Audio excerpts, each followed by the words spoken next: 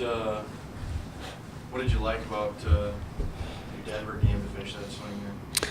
Oh, just the resiliency. If one, we had 2 delays, so we didn't even get to Denver until 7 o'clock at night, and had an 8 o'clock practice for a 2 o'clock game, or 1 o'clock game, was it? So to me, that just shows some toughness, not allowing our situation or circumstance to affect that. And we came out with a lot of energy the next day. So I just thought we showed growth there, not allowing plenty of opportunities to make excuses, but they didn't. So I thought that was growth. And the way we just came out, we played for 40 minutes. That's probably the first time in a while we've done that. Now, granted, with the young team, what I saw is like when you're making shots, it's easy to compete. So that's where we got to continue to grow. You got to be able to defend and be gritty and do the things you need to do, even though you're not making shots. The process might be good. We might be getting good looks, but you still got to be able to show the 40 minutes of effort and focus and discipline. You had 5 scores in double digits. I know Cortez Seals, you know what you're going to get with him, but some of the other guys that are starting to step up and starting to make those impact minutes, how much is that really going to help you two down here as you gear up in the Summit League? Yeah, it's going to help a lot. What I'm learning about this league, it's so prolific scoring. Obviously with Omaha we're playing, but everybody's got so many weapons. I think that's the difference between the Big Sky and the Summit League. There's just every team they can really score the basketball. There's not guys you can key off of. So I'm hopeful we're kind of trending that way ourselves. Obviously with Connor and Cortez, we know what we're going to get from them, but we need to continue to develop some of these younger guys. They're in different roles. Obviously Anand has had some big scoring nights, but we need Billy, we need Keenan, we need Phillip, we need honestly multiple guys. They have the ability to do it, just do it more consistently. And I think that just comes with just getting comfortable with one another. Obviously still Marlon's getting into the mix, but he did an unbelievable job of playmaking for others and allowing those guys to have big nights. So we just got to continue to nurture that and develop that. How difficult it is to win on the road? How crucial is it to hold serve these next 2 games? Very, very, very crucial. I will say that the league, and I think I saw a stat in the Summer League, was it just 50% of teams have won home games though? So teams in this league are going on the road and winning. So it is. For us to I'm always about, are we making steps? I thought we made steps, even though we got beat Thursday night to Oral Roberts. I thought we got better. It sounds crazy, but our zone offensive attack was very, very good. Defensively, we didn't do the things we needed to do, but offensively, we made strides. So that's what I want to see these next 2 games. Can we continue to make strides on both sides, not just offensively, but defensively, because we have to, because Omaha is so good. But you're right, we got to be able to defend home.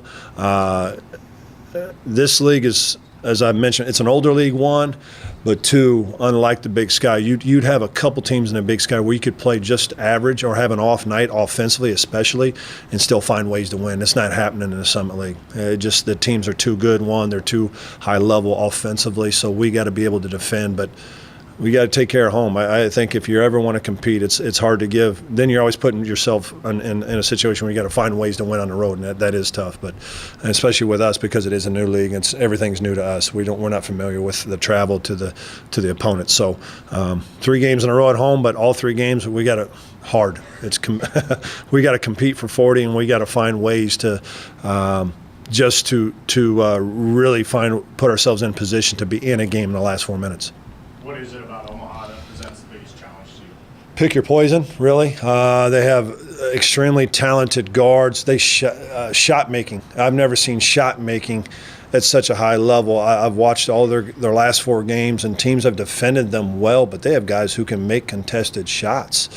And that's what makes them difficult. And they don't turn the ball over. They turn the ball over 10 times a game. So if we're turning it over and they're not, and they want to play up tempo, that just puts us in a bad position. So we got to value the ball, but we got to defend and not get disappointed when they make tough ones. We've done our job. If you can compete and contest shots, and sometimes it's just better offense. They got good players there. They got older players, and they shoot it from 3. They attack the rim. They got a good post presence. So it's more about, can we own our matchup individually, but just have multiple efforts and finding ways to force them in as many contested shots. But when they make them, we just got to keep our mindset and keep competing. Do you feel a couple games in that you've got a good feel for what the league might be? Yeah, I do. I feel it's been good. We've had a few staff discussions where we need to go recruiting-wise. Body-wise, I think that's one's different. The bodies are just bigger. They're just bigger. They're more put together, I guess is the best word to say. So I think that's something as we continue to recruit, but even evaluate our strength, conditioning, and nutrition, that's something we got to continue to develop and be better there. But it's a process. We knew this year was going to be a process, but it's such a great league, and I'm glad. It's hard right now, but I'm so glad we're in it because it's just going to make us better, and it's where we belong. So, but year one is always going to be tough because you're learning who you are. Every game for us outside of NDSU is new because we haven't played, competing against those guys consistently. You always get a rhythm against how teams are coached or how they play, even the officiating, how they call the game. All this is new for us, so it's just we got to stay the course and keep competing and fighting. What did you see from Ethan that made you want to put him in the starting line or not starting line? Young man every day and stays in his lane first and foremost. He knows who he is. He competes every day, keeps it simple. Knows the scout inside and out, and he just works. And we were out. We with our guards, we've given everybody a look. He'd been playing so well in practice from day one. And he came in and he made an impact. And it's a great story for anybody, regardless of who you are, scholarship, not scholarship, freshman.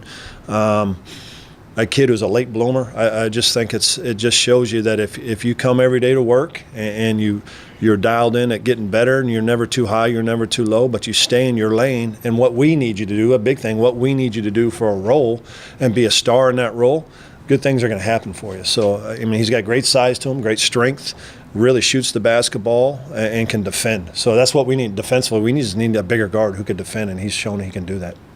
Yeah, does some of that surprise you? I would guess one of your least heralded recruits kind of came here quietly. Yeah, I definitely came here quietly, but that's just we've probably all been around enough. Those sometimes are the ones that make the most impact. And I've been, coaching through playing. We've had at least one guy in both scenarios for me personally that, boy, they're kind of the backbone, the rock of what you're trying to do. And I just look for him to continue to get better. He's going to have some ups and downs, but I think it just shows you, even as I mentioned before, you might not as an athlete get what you want out of high school, but if you have a dream and you continue to invest in that dream, good things will happen for you. But I love it because we do have a deep group, but it's every day we're competing, we're clawing, we're fighting, and those guys got to sharpen one another. And if I'm a coach, if I feel you've had a good week of practice, I'm going to throw you in there because you've earned it that week. It's not about what you did for us last game or last year or 2 years in a row. It doesn't matter to me. Right now it's different. We need guys every day to come and bring it and compete and stay in their lane, and he's a prime example of that. So I'm proud of him, but I'm happy for him because he's putting the time in.